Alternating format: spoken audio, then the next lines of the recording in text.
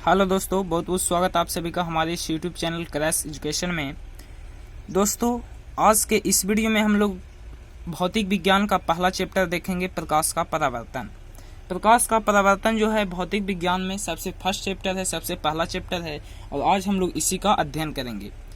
तो मैं जो बात आप लोगों को कहूँगा सिर्फ उसको फॉलो करते चलेंगे। तो मैं वादा के साथ कहता हूँ कि आपका मैट्रिक में जो स्थान रहेगा बहुत ही बढ़िया रहेगा, बहुत अच्छे मार्क्स से पास करेंगे आप, बशर्ते कि आपको मेरे एक एक बात को फॉलो करना होगा और ज़्यादा नहीं, मेरे वीडियो पर मात्र और मात्र आपको 1 घंटे का समय देना होगा। तो आप सभी लोग से मैं वादा करता हूं कि आपका जो स्थान होगा, रैंक होगा, बहुत ही अच्छा होगा। तो चलिए बिना समय को गवाए चैप्टर को शुरू करते हैं। आज का सबसे पहला चैप्टर है प्रकाश का परावर्तन। क्या है? प्रकाश का परावर्तन।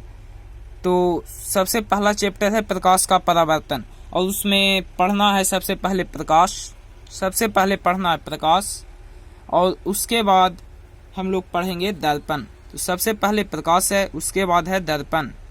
तो देख लेंगे सबसे पहले प्रकाश को। प्रकाश क्या है? क्या प्रकाश क्या है? तो देख लेंगे कि प्रकाश है क्या।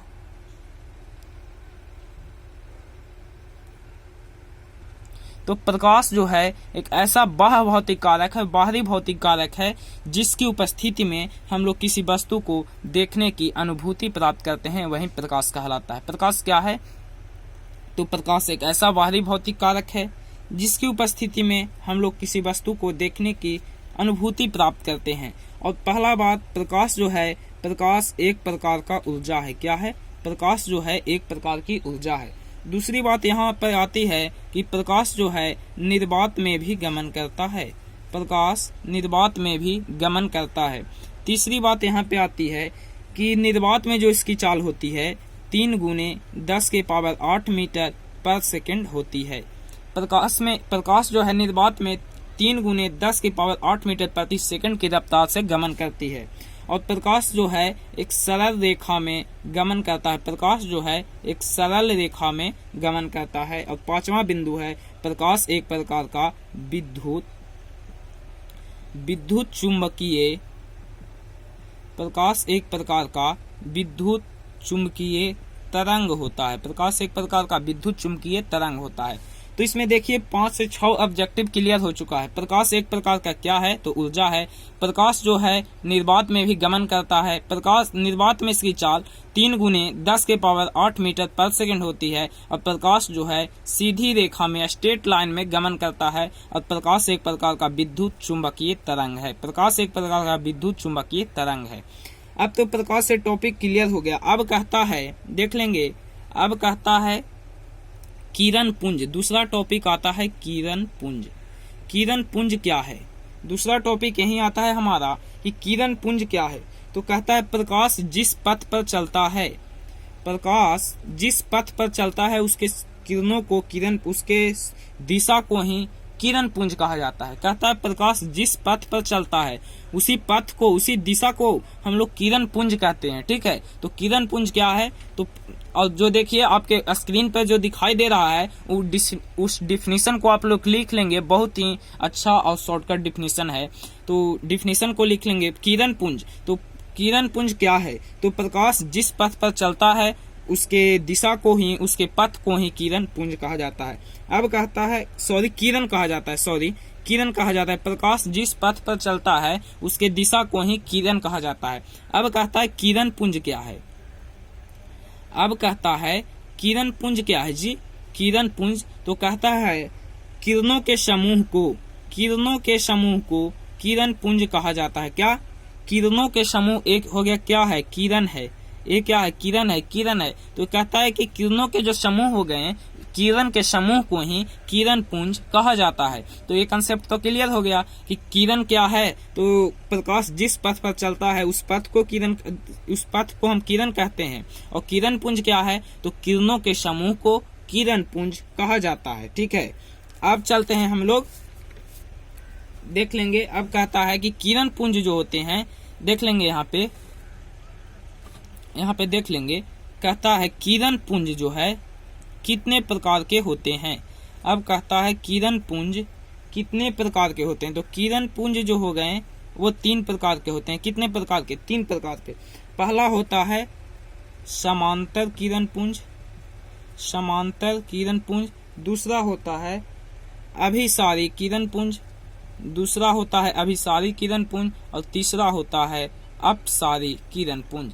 तो पहला हो गया समांतर किरण पुंज, दूसरा हो गया अभिसारी किरण पुंज, और तीसरा हो गया अपसारी किरण पुंज। ठीक है, पहला समांतर किरण पुंज, दूसरा हो गया अभिसारी किरण पुंज, और तीसरा हो गया अपसारी किरण पुंज।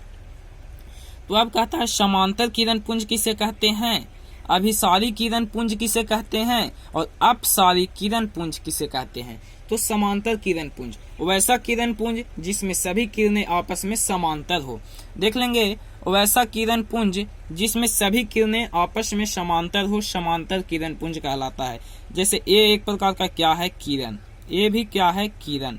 ए भी क्या है, किरण। ए भी क्या है, किरण है। तो कह रहा है कि सभी जो किरणें हैं क्या है, आपस में समांतर हैं कि नहीं है, हैं।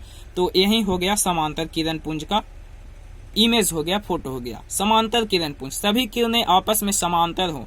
और देखिए फोटो से ही जो है इसका परिभाषा भी निकल रहा है, फोटो से ही इसका परिभाषा क्या हो रहा है, निकल रहा है। समांतर किरण पुंज तो वैसा किरण पुंज जिसमें सभी किरणें आपस में क्या हो, समांतर हो। तो ये हो गया समांतर किरण पुंज। अब कहता है अभिसारी किरण पुंज, तो वैसा किरण पुंज जिसमें सभी किरणें एक बिंदु से फैलती हुई, अभिसारी किरण पुंज हो गया वैसा किरण पुंज जिसमें सभी किरणें एक बिंदु पर जमा होती है। क्या हो जाएगा, वैसा किरण पुंज जिसमें सभी किरणें एक बिंदु पर जमा हो जाती है। जैसे मान लिया जाए कि यह एक बिंदु है, ठीक है, यह एक बिंदु है, इधर से किरण आया इस पर जमा हो गया, इधर से किरण आया इस पे जमा हो गया, इधर से किरण आया इस पे जमा हो गया। तो देखिए किरण, सभी जो किरणें हैं कहाँ जमा हो रहे हैं, एक बिंदु पर जमा हो रहे हैं। तो इसका परिभाषा हो गया अभिसारी किरण पुंज वैसा किरण पुंज जिसमें सभी किरणें एक बिंदु पर आकर जमा होती है। वैसा किरण पुंज जिसमें सभी किरणें एक बिंदु पर आकर जमा होती है, क्या हो जाएगा, अभिसारी किरण पुंज।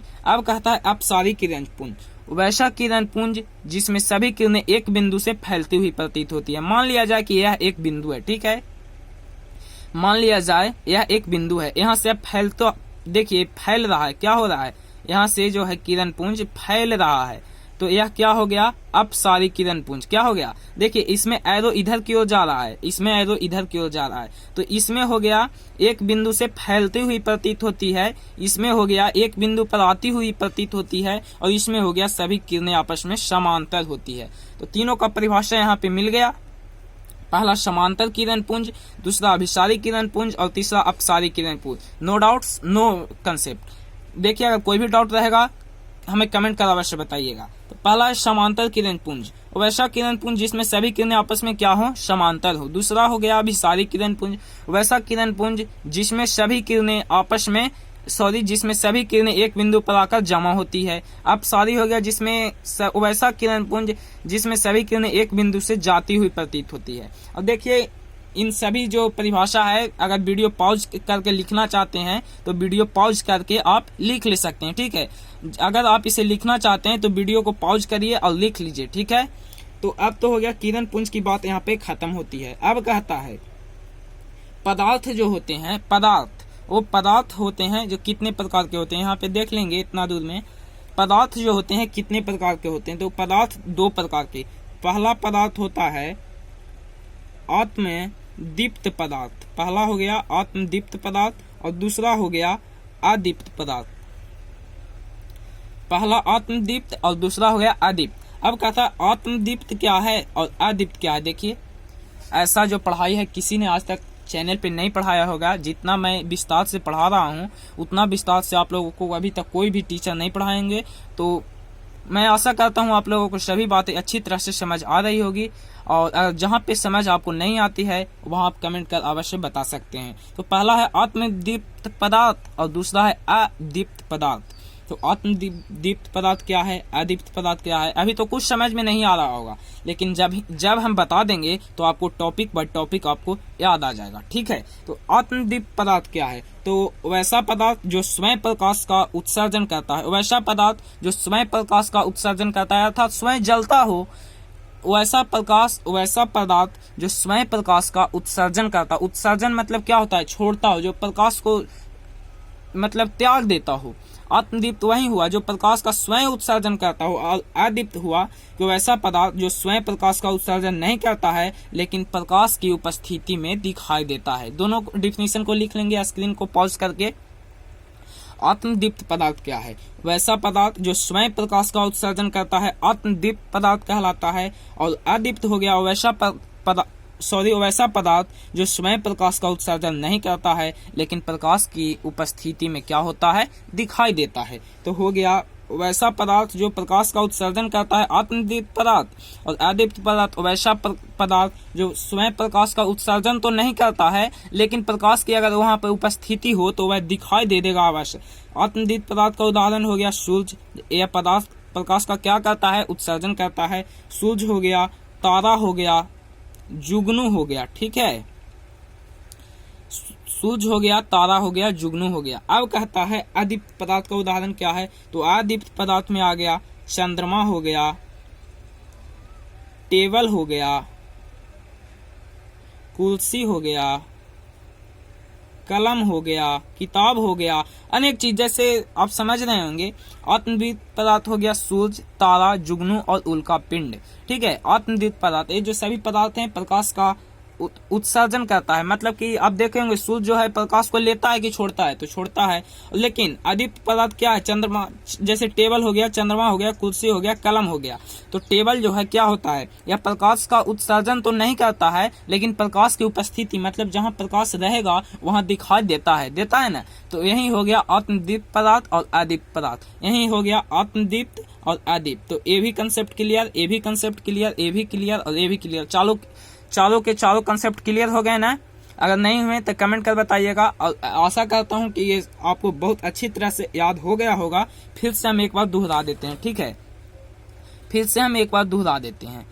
कहता है भौतिक विज्ञान पढ़ेंगे प्रकाश का परावर्तन। प्रकाश क्या है?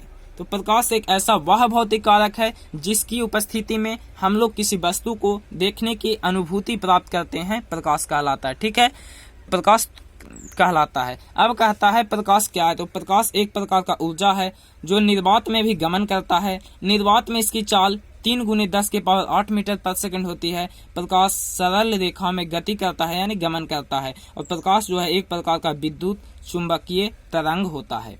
ठीक है, अब कहता है किरण। किरण क्या है?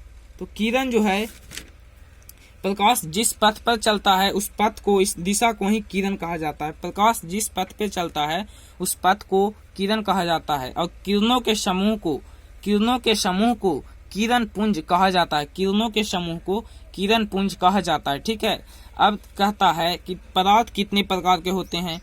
तो पदार्थ जो हो गए 2 प्रकार के, आत्मदीप्त और अदीप्त। आत्मदीप्त और अदीप्त।